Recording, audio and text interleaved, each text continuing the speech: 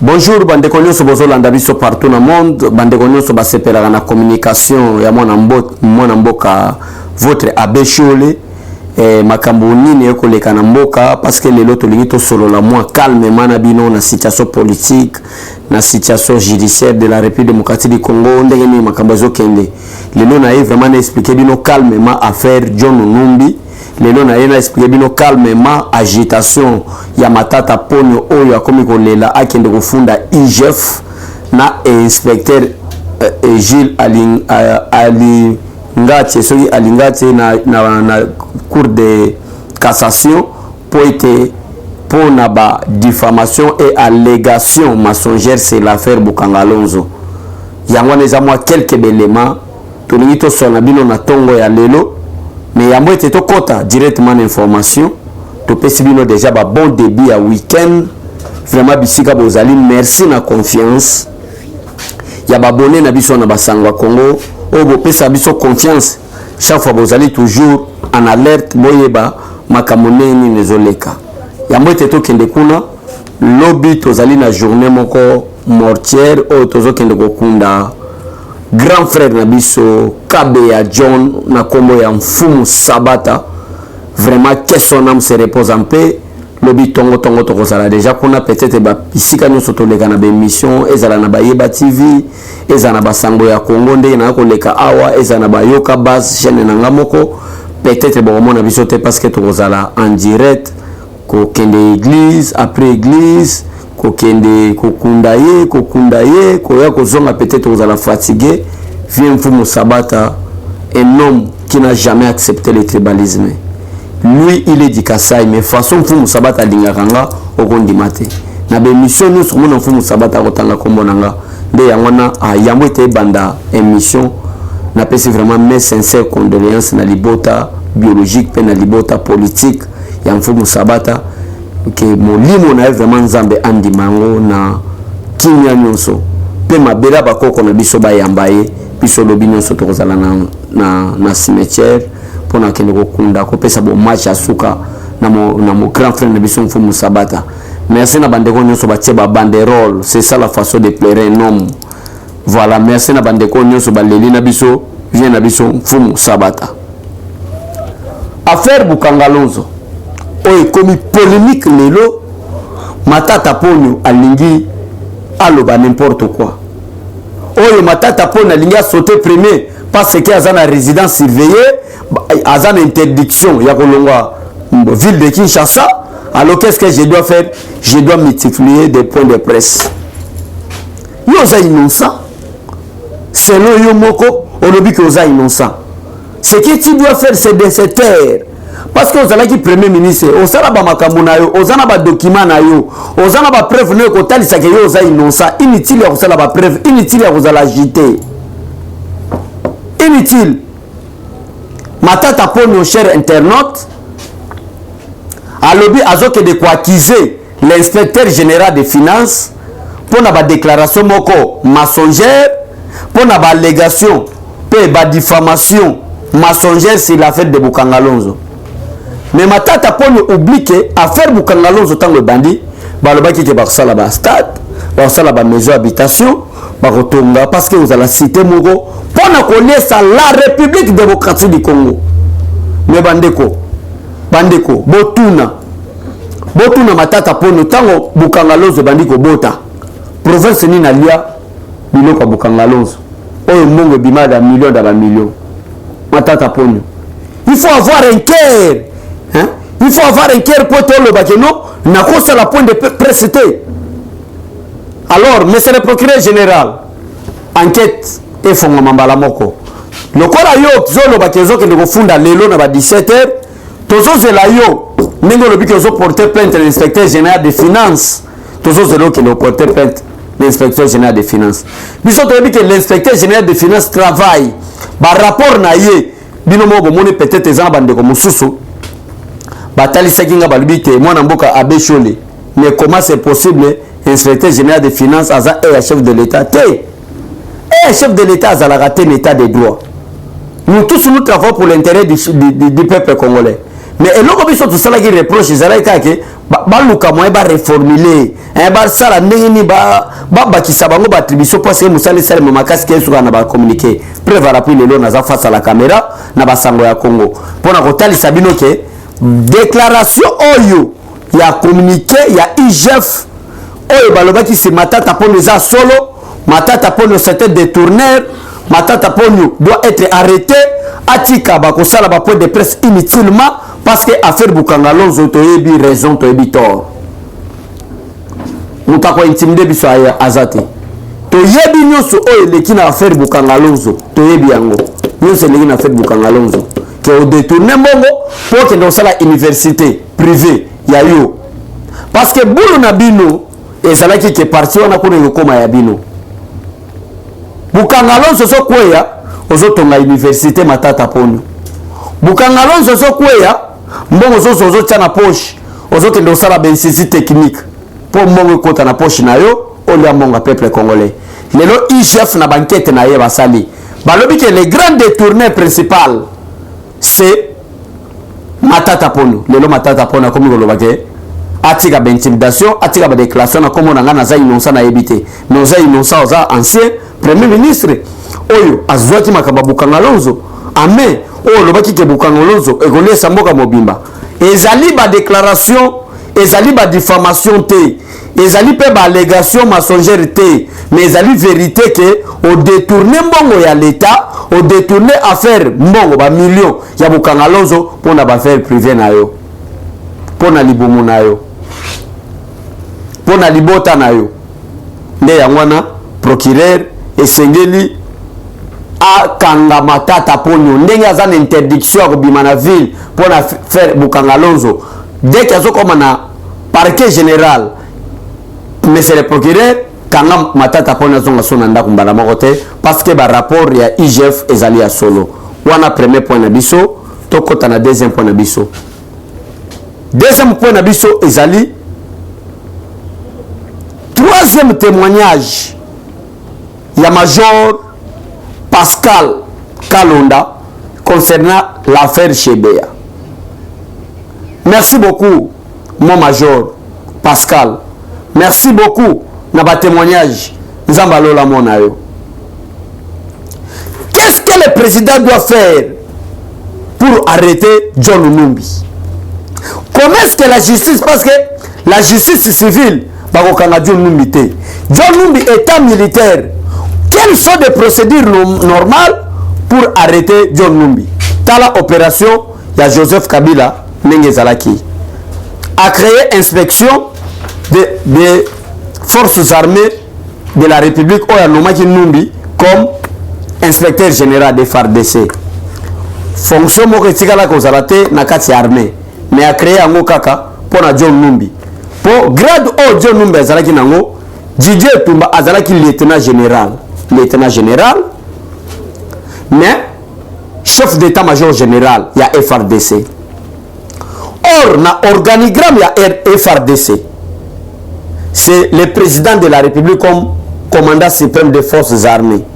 Après le président de la République c'est le chef d'état-major général nde atambwisa armée. Joseph Kabila na ruse na ye na mayele mabe na ye en dehors ya chef d'état-major général ya FARDC ake ko créer inspection générale ya FARDC pour ete alongola John Numbi na ba massacre asalaki contre Chebea na commissariat général ya la police aya ko chaye inspecteur général ya FARDC. Mais en attendant, chef d'état-major de FARDC à l'époque, c'est Didier Tumba, ou Azaki lieutenant général. N'insistez bien lieutenant général. Et à l'époque, chef d'état-major Didier Tumba, Azaki lieutenant général, le président de la haute cour militaire, Azaki lieutenant général. Le procureur près de la haute cour militaire, Azaki lieutenant général. Parce qu'à un moment où l'infraction est commise par le chef d'état-major général, c'est possible que haute cour bakanaye parce que nous avons dirigé haute cour militaire à la même grade na chef d'état-major général. Mais bon, maintenant, procédure oyo Joseph Kabila qui est dans le troisième témoignage à Chebea a nommé général John Numbi comme général corps d'armée grade oyo na armée mutu moko aza nango te par rapport ya infraction oyo John Numbi asalaki po ete moyeba ya kokanga ye esimba te parce que na procédure militaire mutu akosambisa général il faut azala grade moko na ye ou supérieur ya grade na ye. Je crois bien cher internaute bazolanda nga malamu. Donc na grade oyo John Numbi aza nango po ete atelema yango ozomona même organisme na droit de l'homme internationaux ou nationaux bako senga babande la procédure mais procédure ya faire chebe yango pe bazo bandelango mais ana lingine éclaircir peuple congolais pe na pesa ba proposition na président de la République comment on doit faire pour arrêter immédiatement John Numbi na faire ça étant donné que nous sommes à un état de droit to banda osala makambo lokola kulu na kabila ngate to banda osala makambo lokola banti valete to kolanda procédure normale quel que soit l'état qu'il prendra mais procédure normale pour te aboutir à un état de droit mais comment faire les wana procédure liboso il faut ba bandela nanu makambo wana parce que makambo na ba bandela ngo pour être John Numbi na Joseph Kabila bazala coupable devant la justice mais comment ça va se passer le quoi John Numbi azali lieutenant général na kati ya auditorat na kati ya haute cour militaire mutu moko aza grade na yete c'est pratiquement impossible bakangaye mais comment faire pour arrêter John Numbi du fait qu'il a déjà suspendu suspendu par le président de la République aza sous na fonction te aza sous na grade te aza ka lieutenant général afanda na ina sekuna comment faire maintenant. Je propose maintenant au président de la République na kopesa auditeur général ya haute cour l'auditeur général près du haute cour militaire ya kopesa un grade ya lieutenant général corps d'armée pour azwa force ya kosala plainte contre les lieutenants les généraux ya corps d'armée John Numbi apesa pe grade na président ya haute cour militaire na grade ya général corps d'armée pour être basala na procédure plus vite que possible ya kokanga John Numbi.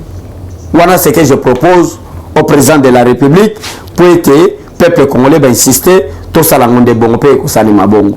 Wana ezalaki témoignage ya notre frère le major Pascal Kalonda. Mais yambo teto chité na ligne éclairci peuple congolais. Affaire ozoleka entre Emmanuel Shadari na jeunesse a PPRD na pekisi peuple congolais pokota na kati ezali ba jeune na bango pona koloba ke lokola ligue des jeunes a PPRD ezokambama na Kadima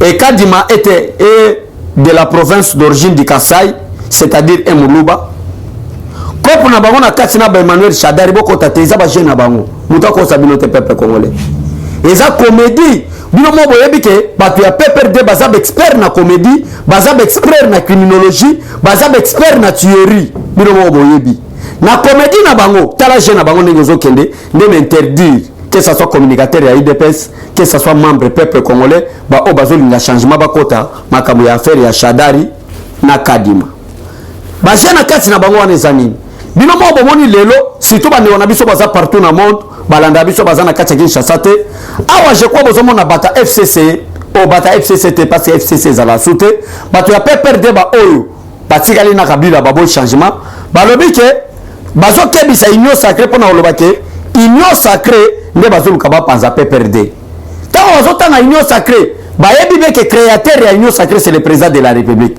lokola ba comprendre que état de deux côtés muto koloba mabe à président de la République sans respecter ma procédure, sans respecter les lois de la République, il sera arrêté. Bah comme il dit que union sacrée à l'India pas à PPRD. En attendant, la quête soit basée na bango ezali nini?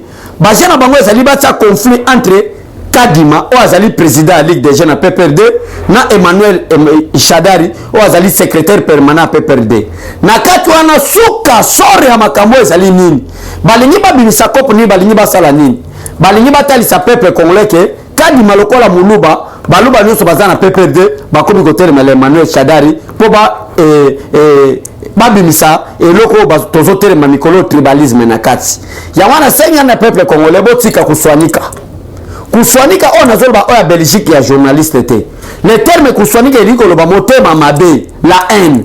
Botika kuswanika na mitema na bino, pete mboka na biso ekende liboso. Peuple congolais, nakomi ko chiter na ngawa. Nakomi ko chiter wana. Parce que biso na sangwa Congo, le temps c'est le temps. Nakomi ko chiter wana.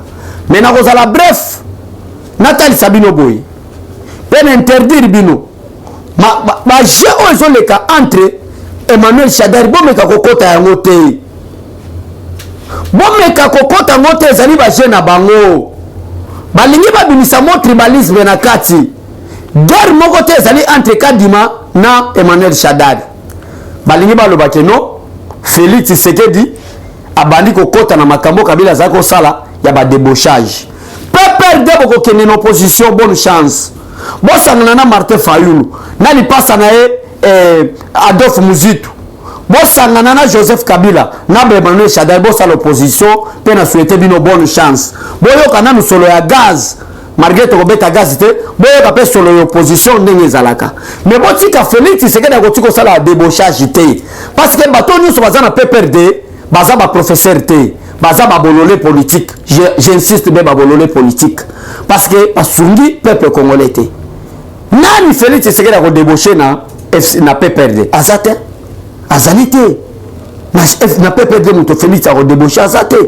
Alors na coupe na bango wana balingi baloba ke Félix Tshisekedi azana sala débauchage a utiliser ndeko neka dima o azamu luba pona kotelemela Emmanuel Shadari bo zoate wana ba piège bana mike wana ezali ba piège bana mike Félix Tshisekedi a kota te nde wana interdire na bandeko na biso bokote loko wana te na chite pona kolobete. Je crois boyoki réponse ya ambassadeur ya Rwanda contre Martin Fayulu. Point nanga suka yango wana. Je crois bomoni réplique ya ambassadeur ya Rwanda soki Vincent Karega contre Martin Fayulu na malobo Martin Fayulu azalaki koloba que Félix Sekagame maintenant qui dirige la République démocratique du Congo. Chers internautes, depuis que Félix Tshisekedi est le président de la République démocratique du Congo na Rwanda baisse ya pourcentage ya ba minere kita nzala minito ekoti na Rwanda souffrance ekoti parce que ba guerre nous c'est qui créé na est pays l'auteur ezaki Joseph Kabila mais sous titel ya Paul Kagame. Mais depuis que Félix Tshisekedi est à la tête du pays makamunyo se changea makamunyo se bongwana ba minere ba nyama ba biloko ba diamant ba richesse bazako yiba na Congo ezokende sous na Rwanda te. Maintenant il y a la famine na kati ya Rwanda.